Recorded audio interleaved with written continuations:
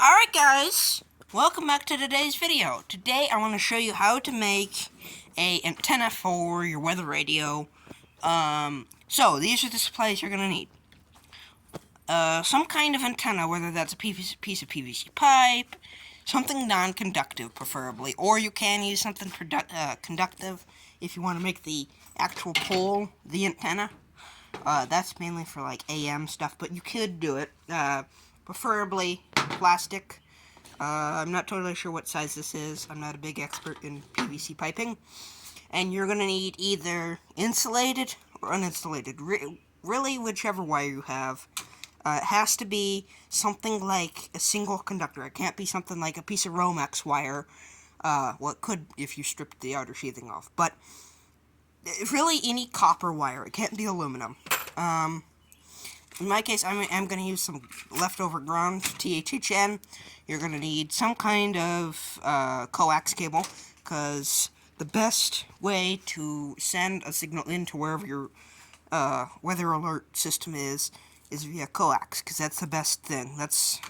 So this is, I already have a setup. It's that antenna right there. It did the same exact thing, but this is, instead of this little 3-foot one, it's a 50-foot one, and this is just another one I'm making for this video. So, you're going to need the antenna itself to be 19 inches tall. So this style is what they call a monopole. They want you to make a dipole, which is basically 19-inch antenna coming off the sides. But we all know that isn't aesthetically pleasing, and this is more aesthetically pleasing. So, one thing that you're going to do, you're going to take your brand new cable, you're going to clip one of these ends off. Or if you want to be more, I guess you could say professional, you can buy little things that just screws into, and it turns into a terminal block. But we all know that not everybody is going to pay for that. So, anyways, you will need a Sharpie if you want to label what's what. Some kind of wire strippers. These are just the ones I could find. Since the cutters on this suck, some kind of cable cutters, a little tiny screw bit, 2 deck screws, and of course your coax cable. So, first thing you will do is you will unwrap this. Let me do that real quick. Okay, now that you've cut the end off, this is a nice cable too, so I don't really want to do this, but I have to. And it's not my cord, so the original buyers bought this. So you're just going to snip the end off and make the end look like this. Okay. I usually snip a little bit more than I need in case if I ever do need to put it back on, I can splice it on or something. I have like 900 little pieces of wire like this that I just have sitting around places.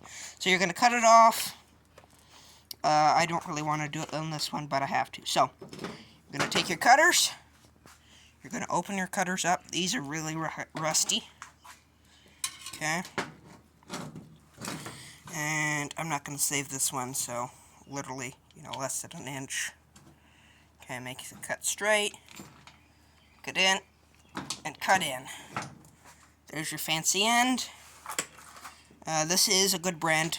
If you're going to do this, you need a good quality, not frayed or any cable. If you do, this will impede in your signal, and it will either not work at all or be really fuzzy. So this is basically just an external project. So, now you're going to cut off 19 inches of wire, whether it's bare copper or insulated. Let me do that real quick. Okay, now that you've cut a 19-inch piece of wire, you're going to strip about 2 inches off either end. This particular one is 12 gauge THHN, but like I said, you can use 14 gauge, 10 gauge, 8 gauge, whatever. Just make sure that it's small enough, because what you're going to do is you can either solder this on here, crimp it on here, or in my case, I just use a Wego push fit, which I have plenty of, and you strip it back, and you're going to do that. So, let me strip back 1 to 2 inches on either end. Okay? So, now that you've done that, you're going to just put this connector on here, and then you're going to find your coax. You're going to strip off half an inch or so. The little strands in there you don't really need. So you can either tape it off, or what they would prefer you do is make it the ground. But sometimes that will do signal interference. And with this type of cable, this is actually meant to be outside. I don't know how many feet this is, but this actually had an external ground wire, because this is actually meant for a service entrance. But like I said, strip off about half an inch off your coax cable. Okay, now that you have done this little doohickey, you're going to take your Wego, your crimp, your soldering iron, and you're literally just going to merge these two into one wire. The hell was that? I don't know. So, you're just going to do this little thing till you hear it click.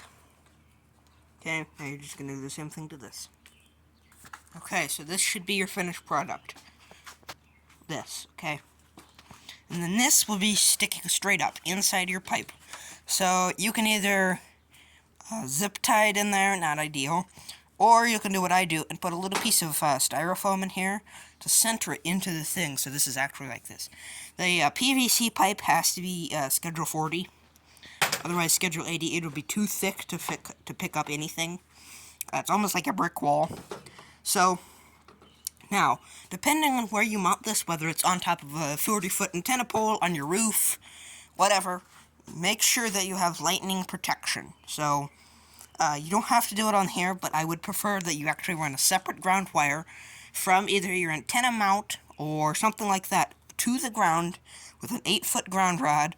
In my case, since it's just going to be on top of like a tall plastic pole, I'm only going to need a 4-foot ground rod, which I've already installed, and that's grounding the roofs, and then I just have to ground this to the roof.